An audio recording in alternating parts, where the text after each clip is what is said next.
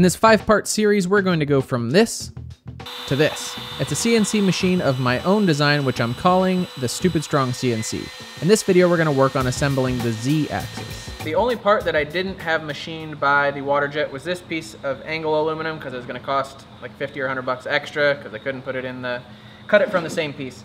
But luckily, the top plate is a template for my angle iron. So basically, you put your top rail on top, put your angle iron like this, and then the motor mount goes on top of that like so, and then this whole carriage moves this way.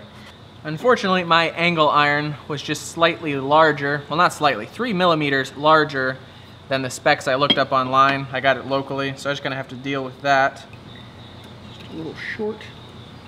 Now we take our transfer punch,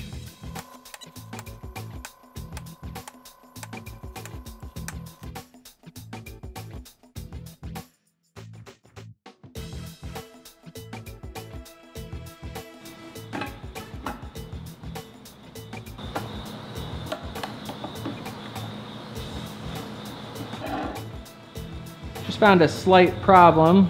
The inside radius of this angle iron doesn't allow for my bearing to fit in there. So either got to grind off the edge of the bearing or grind off the inside of this angle. But who says that you can't carry an angle grinder and a bench grinder and a scooter?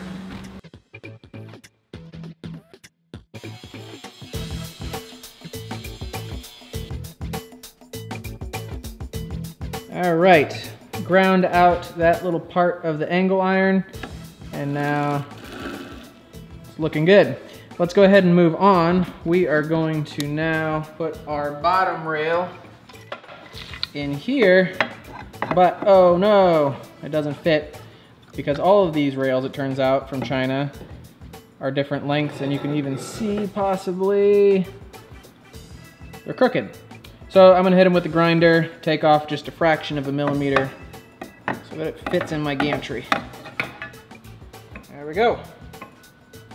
And then, let's go this way, or this one, yep, goes on here, there. And then this,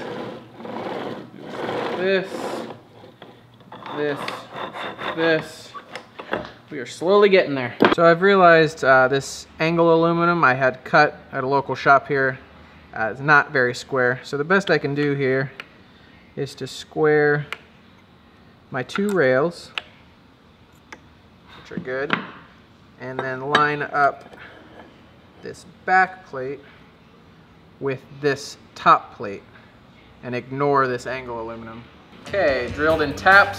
Let's put it back together and attach the Z-axis rails.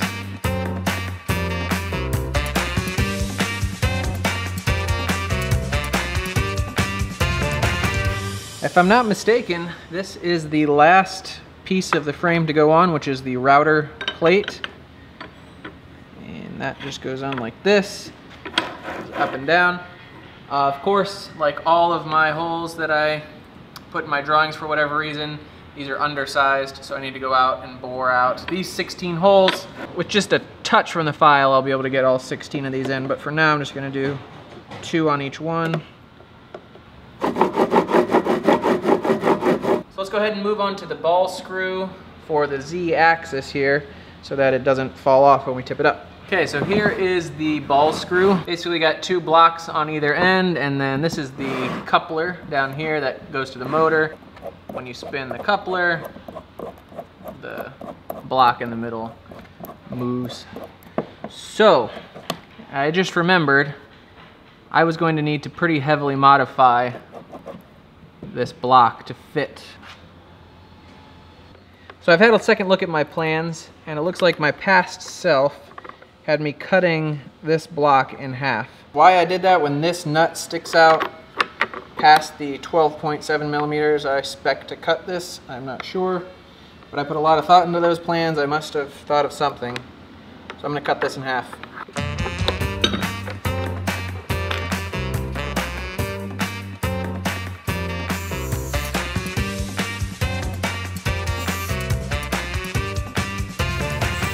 think I drifted a little thicker towards the bottom, but good enough for me. It slides right on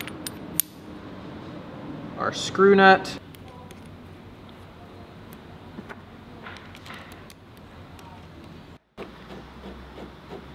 Oh yeah. Thanks for watching. Tune in next week. We're going to finish the drive components, including the stepper motors and the limit switches. We'll see you then. Echo, turn the recording off.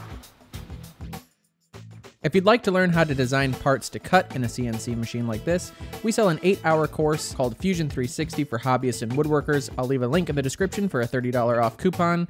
And in fact, you can watch me design this entire machine from the ground up as part of the extra credit section of that course.